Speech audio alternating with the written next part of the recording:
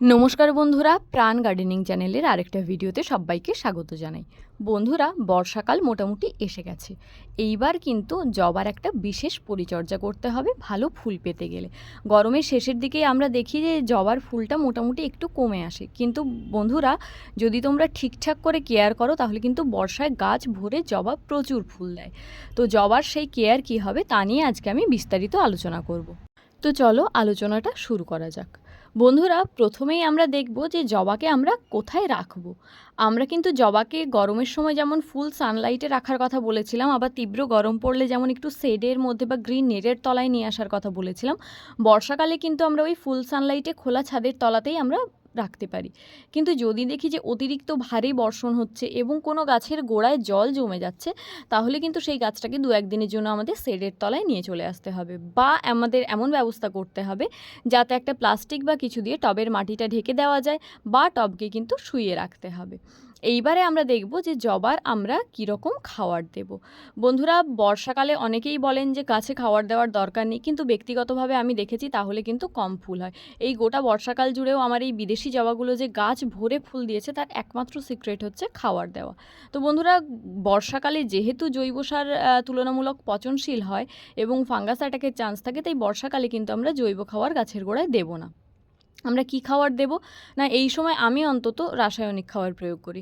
আমি যেটা প্রয়োগ করি, গাছের গোড়ায় আমি এই সময় শুধুমাত্র পরিমাণ মতো পটাশ দিই।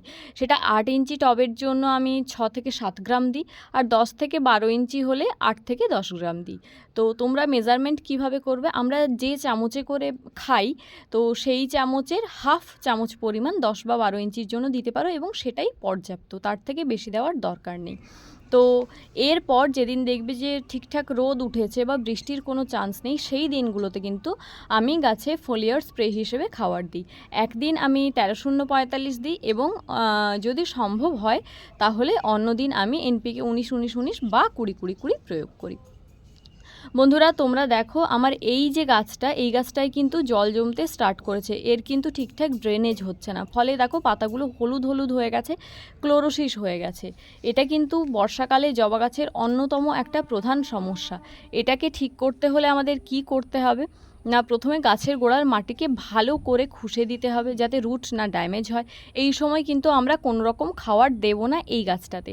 একে শেডের তলায় নিয়ে আসবো, মাটিটা পুরো শুকনো হওয়া পর্যন্ত অপেক্ষা করব। মাটি শুকনো হলে তারপর কিন্তু ওতে আমরা 1 লিটার জলে 2 গ্রাম মতো হিউমিক অ্যাসিড এবং 2 গ্রাম মতো রুট হরমোন একসাথে ভালো করে গুলে সেই জলটা গাছের গোড়ায় দিয়ে দেব। বন্ধুরা, এই গাছটাতেও দেখো কেমন পোকা লেগে গেছে বলে মনে হচ্ছে। এই গাছেরও গোড়ায় কিন্তু জল জমছে এবং তার সাথে পাতা কিন্তু থ্রিপসের অ্যাটাক হয়েছে, তার সাথে ফাঙ্গাসেরও কিছুটা অ্যাটাক দেখা যাচ্ছে। তো এই রকম প্রবলেমও যদি হয় তাহলেও তোমরা গাছটাকে ভেতরে রাখবে, জল যেমনভাবে বললাম তেমনভাবে দেবে তুলনামূলক, আর চেষ্টা করবে যে সপ্তাহে অন্তত একদিন করে ডাইমেথার্ড 30% এই কম্পোজিশনের যে কোনো একটা মেডিসিন, যেমন রোগর বা রোগর প্লাস বা টাফগর এবং কনফিডার, অর্থাৎ ইমিডাক্লোরোপিড গ্রুপের মেডিসিন 1 লিটার জলে 1.5 থেকে 2 ml করে মিশিয়ে ভালো করে ঝাঁকিয়ে স্প্রে করে দিতে। সপ্তাহে একদিন অল্টার করে মোটামুটি এটা করবে। এ সপ্তাহে যদি ডাইমেথার্ড 30% স্প্রে করো, অপর সপ্তাহে কিন্তু কনফিডার স্প্রে করবে, এবং তার সাথে মাটিটা শুকনো হওয়ার পরে একদিন করে যে কোনো একটা কন্ট্যাক্ট ফাঙ্গিসাইড 1 লিটার জলে 2 ml করে মিশিয়ে ভালো করে গাছের গোড়ায় ঢালবে, এবং তারপর আবার মাটিটা শুকনো হলে রুট হরমোন এবং হিউমিক অ্যাসিড গোলা যে জলটার কথা বললাম সেটা গাছের গোড়ায় দেবে। তাহলেই দেখবে মোটামুটি গাছটা ঠিক হয়ে গেছে। এই সময় আগের দিনের ফুল এইভাবে গাছে যদি লেগে থাকে, সেগুলো পাতার উপর জমতে জমতে পচতে থাকে এবং ফাঙ্গাসের অ্যাটাক হতে পারে। তাই আগের দিনের যাবতীয় এইভাবে ফুল আমরা দেখব, সেগুলো কিন্তু আমরা চেষ্টা করব সবসময় তুলে ফেলে দেওয়ার, তাহলে কিন্তু গাছটা ফাঙ্গাস অ্যাটাকের যে চান্স থাকে তার থেকে অনেকটাই মুক্ত থাকবে। এছাড়াও এই সময় জবা গাছের কিন্তু অন্য একটা খুব বড় প্রবলেম স্টার্ট হয়, সেটা হচ্ছে যে কুঁড়ি ঝরা। অনেকের কিন্তু থোকা ভ্যারাইটির যদি গাছ থাকে তাতে কুঁড়ি ঝরাটা খুব স্বাভাবিক, কিন্তু সিঙ্গেল পেটাল যে ভ্যারাইটি আছে তাতেও কিন্তু অনেকের কুঁড়ি ঝরার সমস্যা দেখা যায়।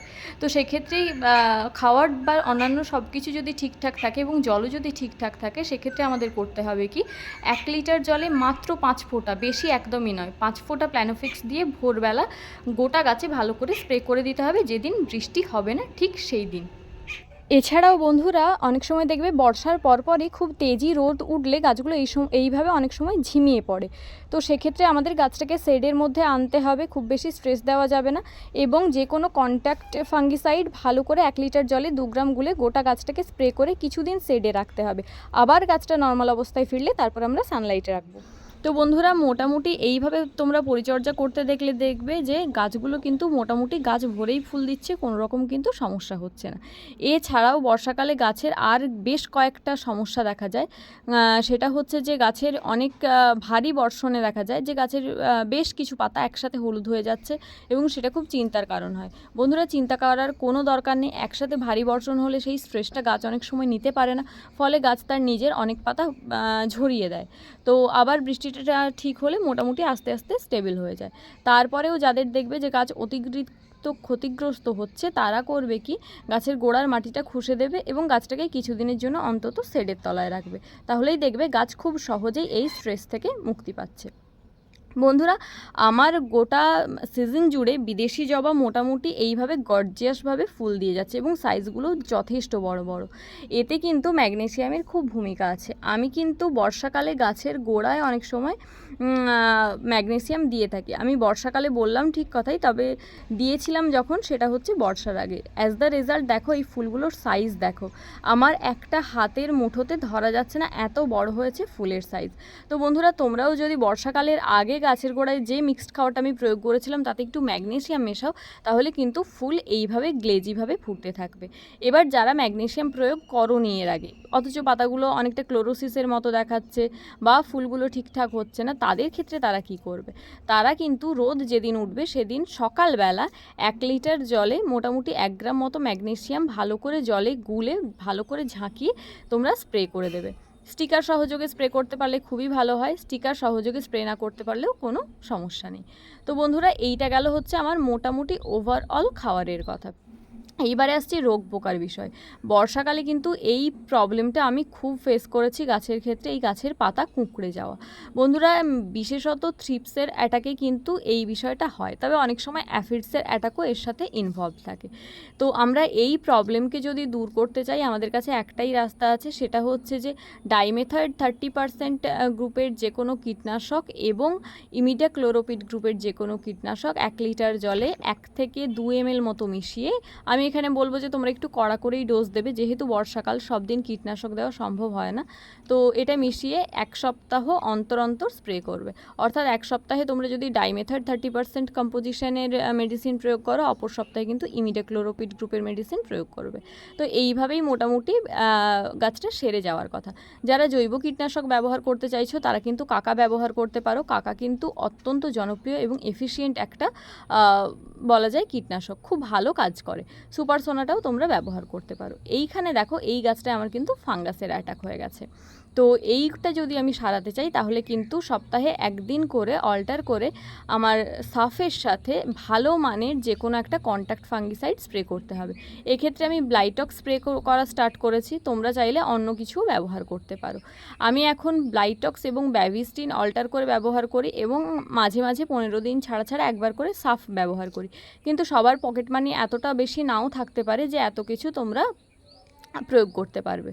তো সেক্ষেত্রে তোমরা কিন্তু বোর্ডো মিক্সচার ব্যবহার করতে পারো ব্লাইটক্সের পরিবর্তে, এবং সাফ তো আছেই, এই দুটোকে অল্টার করেও ব্যবহার করতে পারো, অথবা ব্যাভিস্টিন বা বোর্ডো মিক্সচার অল্টার করে ব্যবহার করতে পারো। এছাড়া যারা রেডোমিল গোল্ড ব্যবহার করতে চাইছো তারা কিন্তু ব্যবহার করতে পারো, ওটাও খুব জনপ্রিয় একটা যাকে বলে ফাঙ্গিসাইড। তো বন্ধুরা এই সময় কিন্তু কোনো রকম মাইক্রোনিউট্রিয়েন্টের গাছে কোনো দরকার নেই। বর্ষার জলে আমরা প্রচুর পর্যাপ্ত পরিমাণে মাইক্রোনিউট্রিয়েন্ট পেয়ে থাকি, তাই মাইক্রোনিউট্রিয়েন্ট গাছে প্রয়োগ করার কোনো প্রয়োজন নেই। তো বন্ধুরা এই গেল আমার বর্ষাকালে ওভারঅল জবার কেয়ার, এবং এই কেয়ার করে আমি গোটা সিজন জুড়ে জবা গাছে কেমনভাবে ফুল পাচ্ছি সেটা নিয়ে আমি একটা ছোট ভিডিও তোমাদের সাথে আবার শেয়ার করব। এই ভিডিওটা যদি ইনফরমেটিভ মনে হয় তাহলে প্লিজ লাইক করো, তোমার বাগানি বন্ধুদের সাথে শেয়ার করো, আর চ্যানেলটা সাবস্ক্রাইব করে প্লিজ প্রাণ গার্ডেনিংয়ের সাথে থেকো। জবা সম্বন্ধে অন্য কিছু যদি কোয়ারিজ থাকে তা আমাকে অবশ্যই কমেন্ট করে জানিও। আর যদি তোমাদের অন্য নতুন কোনো টপিকের ওপর বা জবার কোনো প্রবলেমের ওপর ভিডিও ডিমান্ড থাকে তাহলে তাও আমাকে কমেন্ট করে জানাতে পারো। খুব শিগগিরই আসছি অন্য একটা ভিডিও নিয়ে তোমাদের সাথে। দেখা হচ্ছে খুব শিগগিরই। আজকের ভিডিও এই পর্যন্তই। নমস্কার।